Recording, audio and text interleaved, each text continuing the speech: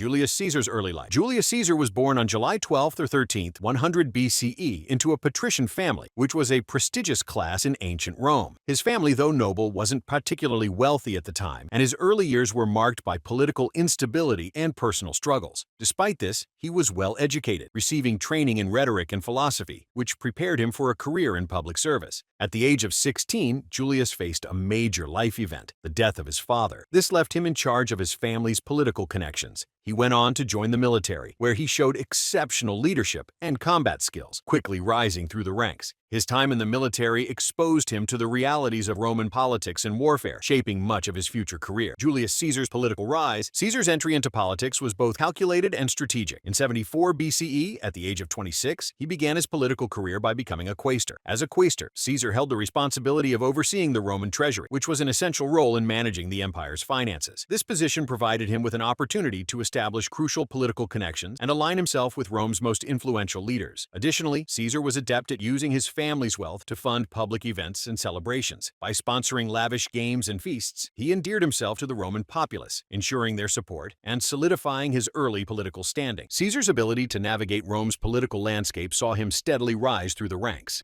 In 65 BCE, he became an aedile, a position responsible for the maintenance of public infrastructure and the organization of festivals. His extravagant public games, which featured grand displays of wealth and entertainment, showcased his ability to garner popular support. This, in turn, helped to solidify his position among the Roman elite. In 63 BCE, he achieved one of the most prestigious positions in Rome, Pontifex Maximus, the chief priest of Rome. This title granted him control over religious ceremony, further enhancing his influence in both political and spiritual matters. By this time, Caesar had successfully built a reputation as a master of public relations, skillfully balancing political maneuvering with popular appeal. Caesar's military campaigns and conquests. In 59 BCE, Julius Caesar reached the pinnacle of Roman politics when he was elected consul, the highest political office in Rome. Shortly after his consulship, he was granted a military command in Gaul, modern-day France, setting the stage for his most significant and transformative achievements. Over the next 8 years, Caesar led a series of military campaigns that would not only expand the Roman Empire, but also elevate his status to that of a national hero, making him immensely popular among his soldiers and the Roman public. Caesar's conquest of Gaul, which spanned from 58 BCE to 50 BCE, remains one of the most remarkable military feats in history. The region of Gaul was home to numerous tribes, many of which had established coalitions to resist Roman expansion. However, Caesar's superior tactical skills allowed him to systematically dismantle these tribes one by one. His ability to adapt to various combat scenarios, from open field battles to siege warfare, demonstrated his military genius. Over the course of his campaigns, Caesar extended Roman territory to the English Channel and the Rhine River, securing key strategic locations that would shape the future of Roman dominance in the region. Caesar meticulously documented his military campaigns in Commentari de Bello Gallico, Commentaries on the Gallic War, a series of writings that have since provided invaluable insights into both the military strategies employed and the broader political landscape of the time. These writings also served as a powerful tool for Caesar, as they portrayed him as a hero of Rome, a tactic that helped further solidify his public image. While Caesar's victory in Gaul brought him great wealth and military power, it also sparked fear among the Senate and his political rivals in Rome. His increasing popularity posed a direct threat to the established political order, setting the stage for inevitable conflict within the Roman Republic. The crossing of the Rubicon and Civil War. In 49 BCE, Julius Caesar was faced with a momentous decision that would irrevocably change the course of Roman history. The Senate, fearful of Caesar's growing power and influence, issued a direct order for him to disband his army and return to Rome as a private citizen. This order was seen by many as an attempt to strip Caesar of his authority and political leverage, undermining everything he had fought for. Caesar, however, viewed this as a direct challenge to his power and an affront to his ambitions. Rather than comply, he chose to take a bold and decisive action that would forever alter Rome's political landscape. On January 10, 49 BCE, Caesar famously crossed the Rubicon River with his army, an action that effectively declared war on the Roman Senate and his political rival Pompey. The phrase, "the die is cast," attributed to Caesar, encapsulated the gravity of this moment. It signaled that there was no turning back. The crossing of the Rubicon was a direct violation of Roman law, which forbade generals from leading their armies into Italy, and it marked the beginning of a civil war that would engulf Rome for years to come. The ensuing conflict between Caesar and Pompey was a power struggle for control of the Roman Republic. Republic. Caesar quickly gained the support of many Roman soldiers, who saw him as a powerful leader and protector of their interests. Pompey, initially backed by the Senate, struggled to maintain his position as his political and military support began to wane. The war culminated in the decisive Battle of Pharsalus in 48 BCE, where Caesar decisively defeated Pompey's forces. Pompey, unable to regain his position, fled to Egypt, where he was ultimately assassinated, marking the end of his political career and the further consolidation of Caesar's power. Caesar's dictatorship and reforms. After Julius Caesar's decisive victory in the Civil War, he returned to Rome in 46 BCE, where he was appointed as dictator. Initially, his appointment was meant to be for a limited term, a position granted to him to stabilize the Roman state after the chaos of the Civil War. However, by 44 BCE, Caesar took the unprecedented step of declaring himself dictator for life, a move that shocked the Senate and the Roman public. His decision to centralize power in his hands was seen by many as a direct challenge to Rome's republican traditions, where power had traditionally been distributed across multiple branches of government. This declaration of lifelong dictatorship alarmed the Senate, as it stripped them of their authority and eliminated the possibility of peaceful transition of power. Caesar's growing influence and control over the Roman state posed a significant threat to the established political system. In response, many members of the Senate began to see Caesar not as a savior, but as a tyrant who would transform Rome's republic into an autocratic regime. Despite the concerns about his authoritarian rule, Caesar implemented a series of profound reforms aimed at addressing the social, political, and economic issues that had long plagued Rome. One of his most significant achievements was the reform of the Roman calendar. Caesar introduced the Julian calendar, a solar calendar based on a 365-day year, which laid the foundation for the modern calendar that is still in use today. Caesar also reformed the Senate by increasing its membership, diluting the influence of the traditional elite families, and including more representatives from the provinces.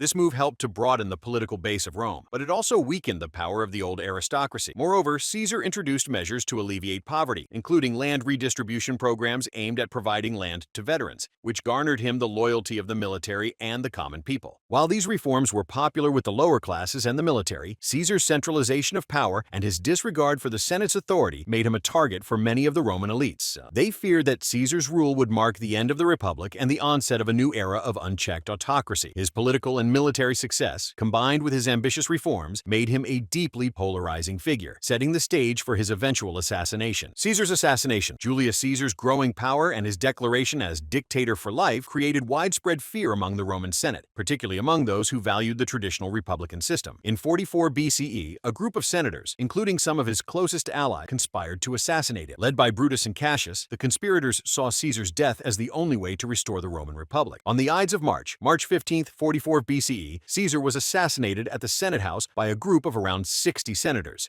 Despite warnings from his soothsayers and a growing sense of danger, Caesar walked into the Senate chamber that day. According to historical accounts, he was stabbed 23 times by the conspirators. His final words, "Et tu, Brute," and you, Brutus, as he saw Brutus among his assassins, have become symbolic of ultimate betrayal. Caesar's death plunged Rome into chaos, triggering another series of civil wars as rival factions fought for control. His assassination failed to restore the Republic, and instead, it paved the way for the rise of the Roman Empire under his adopted heir, Octavian, later known as Augustus. Caesar's legacy. Julius Caesar's impact on Rome and world history is profound. While his assassination was meant to restore the Roman Republic, it instead accelerated the end of the Republic and the rise of the Roman Empire. His adopted heir, Octavian, became the first Roman emperor, Augustus, and transformed Rome into an imperial power, ruling for decades and establishing the foundations of the empire. Caesar's reforms in governance, military strategy, and public works left a lasting legacy. His restructuring of the Roman calendar, the expansion of the Senate, and his efforts to address social inequality influenced subsequent Roman rulers and future political leaders. His military campaigns reshaped the map of Europe and left behind a Romanized world that would last for centuries. Culturally, Caesar's writings, especially Commentari de Bello Gallico, the Gallic War, remain important sources for understanding the Roman military and society. His portrayal of his own campaigns provided valuable insight into the Roman approach to warfare and governance, and his image as a leader has been immortalized in countless works of art and literature. Though his rule was short-lived, Julius Caesar's actions forever changed the trajectory of Roman history and influenced political structures in the Western world for generations to come.